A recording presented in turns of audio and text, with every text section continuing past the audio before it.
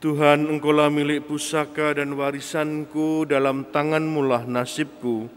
Tanah permai akan menjadi bagianku, milik pusakaku, menyenangkan hatiku. Dalam nama Bapa dan Putra dan Roh Kudus. Amin. Tuhan bersamamu. Dan bersama rohmu. Ibu Bapak, saudari-saudaraku, pada hari ini kita merayakan peringatan wajib Santa Skolastika Perawan. Supaya dengan layak dan pantas kita menyambut Ekaristi, marilah terlebih dahulu kita menyesali segala dosa kesalahan kita, memohon ampun kepada Tuhan.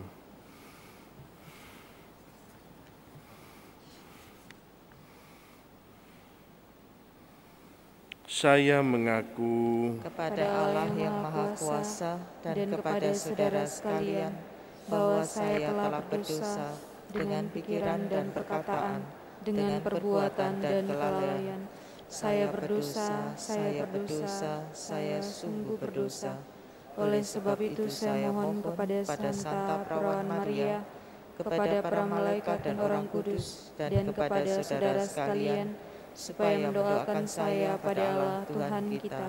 Semoga Allah yang Maha Kuasa mengasihani kita, mengampuni dosa kita, mengantar kita ke hidup yang kekal. Amin. Tuhan, kasihanilah kami. Tuhan, kasihanilah kami. Kristus, kasihanilah kami. Kristus, kasihanilah kami. Tuhan, kasihanilah kami. Tuhan, kasihanilah kami. Marilah kita berdoa. Allah Bapa yang kekal dan kuasa, Engkau memanggil kami semua kepada kekudusan. Semoga berkat teladan Santa Skolastika, kami sanggup mengabdi Engkau dengan kasih yang tulus dan berbahagia menikmati karunia kasih-Mu.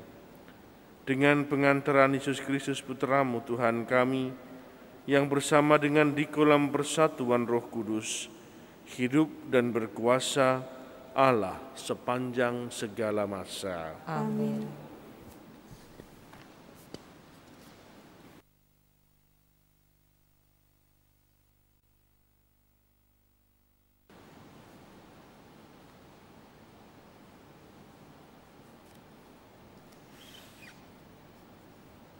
Bacaan dari kitab pertama Raja-Raja.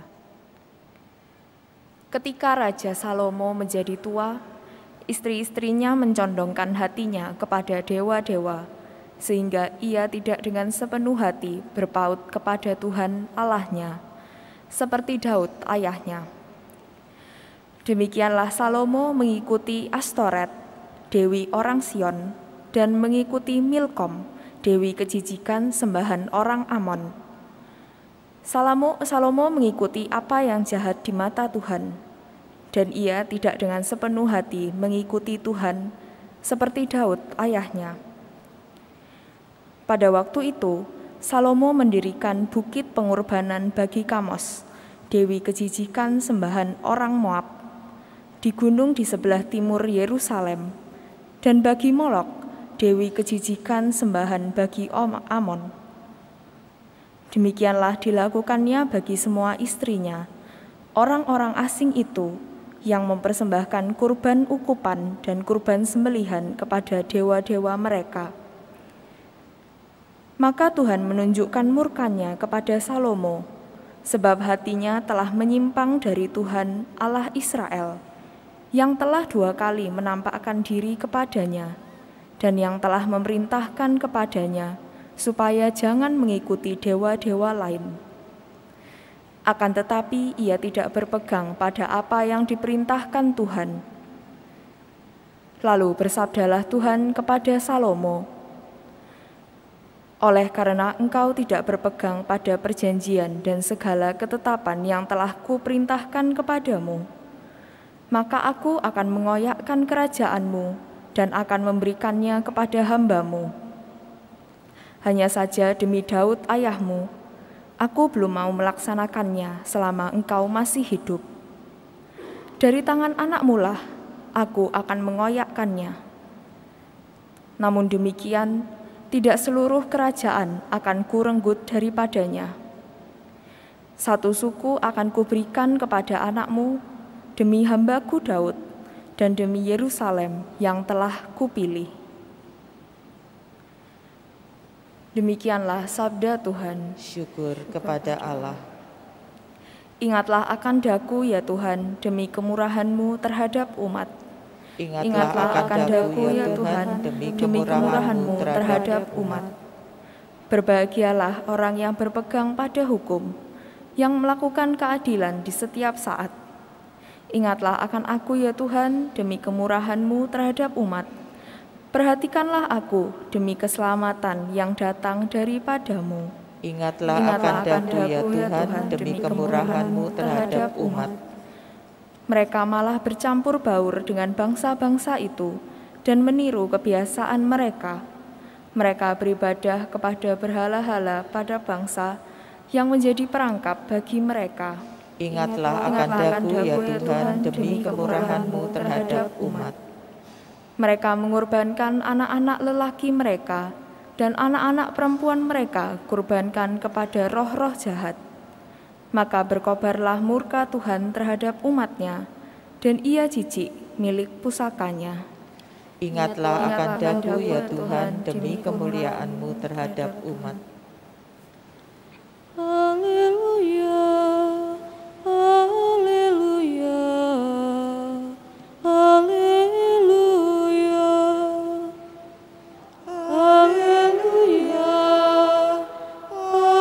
haleluya, haleluya.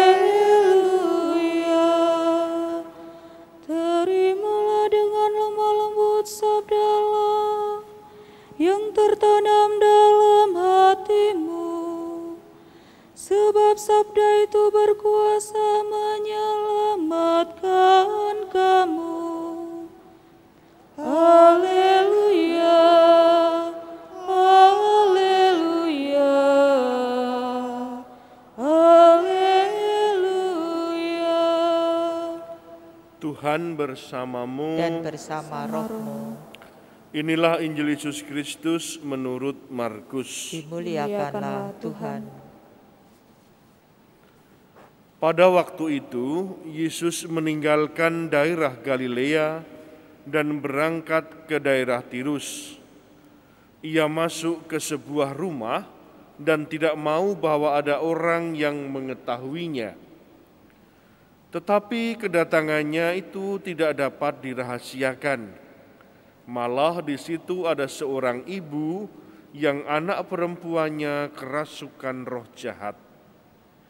Begitu mendengar tentang Yesus, ibu itu datang dan tersungkur di depan kakinya. Ibu itu seorang Yunani berkebangsaan Siro-Fenisia. Ia mohon kepada Yesus supaya mengusir setan dari anaknya. Yesus lalu berkata kepadanya, "Biarlah anak-anak kenyang dahulu. Tidak patut mengambil roti yang disediakan bagi anak-anak dan melemparkannya kepada anjing." Tetapi ibu itu menjawab, "Benar Tuhan, tetapi anjing di bawah meja pun makan remah-remah yang dijatuhkan anak-anak." Lalu Yesus berkata kepada ibu itu, "Karena kata-katamu itu, pulanglah, sebab setan itu sudah keluar dari anakmu." Ibu itu pulang ke rumah dan mendapati anaknya terbaring di tempat tidur, sedang setan itu sudah keluar. Demikianlah sabda Tuhan. Terpujilah Kristus.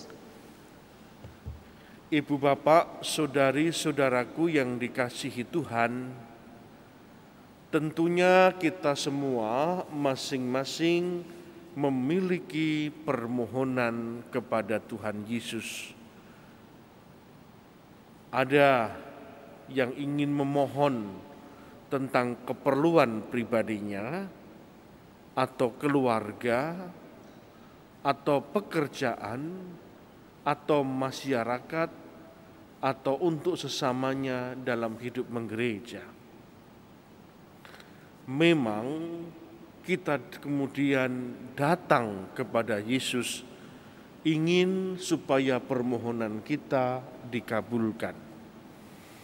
Lalu setelah kita datang kepada Yesus, berdoa dan memohon, hal apakah yang sebaiknya harus kita miliki supaya Tuhan Yesus mendengarkan permohonan kita dan mengabulkan permintaan kita? Selain kita datang kepada Yesus, hendaknya kita memiliki iman dan sikap hidup yang rendah hati. Beriman dan rendah hati. Kita mendengarkan dalam kisah pemakluman Injil hari ini, bagaimana seorang ibu berkebangsaan Yunani dari bangsa Siro-Fenisia. Dia juga memiliki permohonan kepada Yesus. Dia datang kepada Yesus, bahkan dikatakan tersungkur di depan kaki Yesus. Dia menyampaikan permohonannya. Dia bercakap-cakap dengan Tuhan Yesus. Dan kisah perjumpaan ibu ini dengan Yesus sungguh-sungguh menunjukkan bagaimana ibu itu beriman meskipun dia dikatakan sebagai bangsa asing, bukan bangsa Yahudi, bukan Israel, dan memiliki sikap hidup yang rendah hati. Jawaban Tuhan Yesus yang pertama seolah menguji kesungguhan ibu ini. Tapi dengan terus beriman, ibu ini tidak mundur, tidak putus asa. Dia tetap percaya pada Yesus. Dia tidak ragu-ragu akan kepercayaannya. Dia tetap memohon kepada Yesus. Dan dia tetap bersikap rendah hati di hadapan Yesus. Dan apa yang kita lihat kemudian? Tuhan Yesus mengatakan, pulanglah, sebab setan itu sudah keluar dari anakmu. Doa ibu ini didengarkan dan dikabulkan. Ibu bapak saudari-saudaraku yang dikasihi Tuhan, kadang-kadang kita kurang beriman ketika kita berdoa. Kadang-kadang kita tidak sadar datang kepada Yesus itu bukan karena kita sungguh-sungguh beriman, menyerahkan hidup kita dalam penyelenggaraan ilahi Tuhan Yesus. Kadang-kadang kita datang kepada Yesus itu karena kita memiliki daftar permohonan-permohonan atas kebutuhan-kebutuhan hidup kita. Sehingga ketika kita datang kepada Yesus, kita merasa tidak berjumpa dengan Tuhan Yesus. Kita merasa doa kita tidak didengarkan Tuhan Yesus. Karena begitu banyak daftar permohonan kita, sehingga Yesus terkubur atau kita kubur, kita bungkus dengan berbagai macam permohonan dan doa-doa kita. Atau kita berjumpa dengan Yesus, tapi kita banyak berkata-kata, bukan duduk diam hening mendengarkan Yesus yang menjawab doa kita, mendengarkan Yesus yang mendengarkan doa kita, mendengarkan Yesus yang menasihati kita, yang menuntun hidup kita.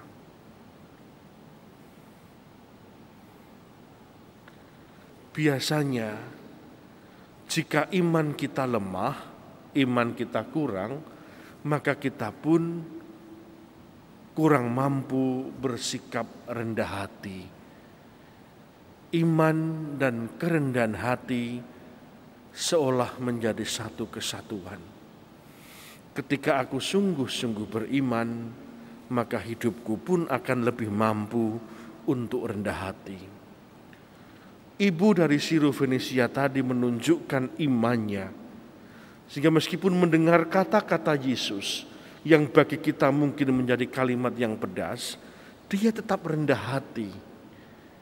Seperti renungan kita kemarin, ibu ini mendengarkan suara hatinya. Dia tidak terburu-buru bereaksi, tidak terburu-buru untuk menanggapi, tapi dengan tenang menjawab, benar Tuhan.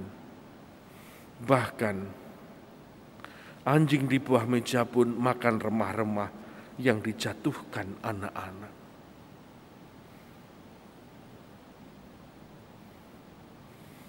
Tidak jarang kita merasa sudah berjasa di hadapan Tuhan Yesus, sehingga merasa bahwa semua permohonan kita harus dikabulkan Yesus.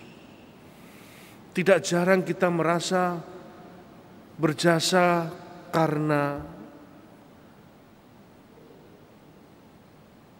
prestasi doa kita, karena mati raga kita, karena derma pengorbanan yang kita berikan, karena kerajinan kita.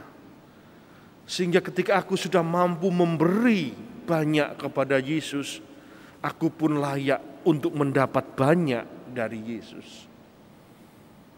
Kerendahan hati tidak demikian.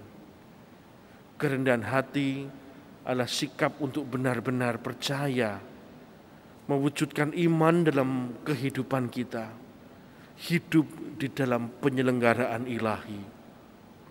Kita melakukan semua kebaikan, kita melakukan semua kehendak Allah, karena memang kita adalah milik Allah. Selalu saya katakan, ketika kita berdoa kepada Tuhan Yesus, bukan seperti masuk mesin ATM, kita memencet nomor PIN lalu keluar semua yang seperti yang kita inginkan.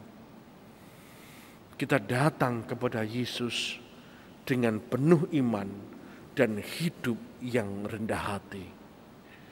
Andaikan kita beriman dan hidup kita rendah hati, niscaya permohonan kita akan didengarkan dan dikabulkan Yesus.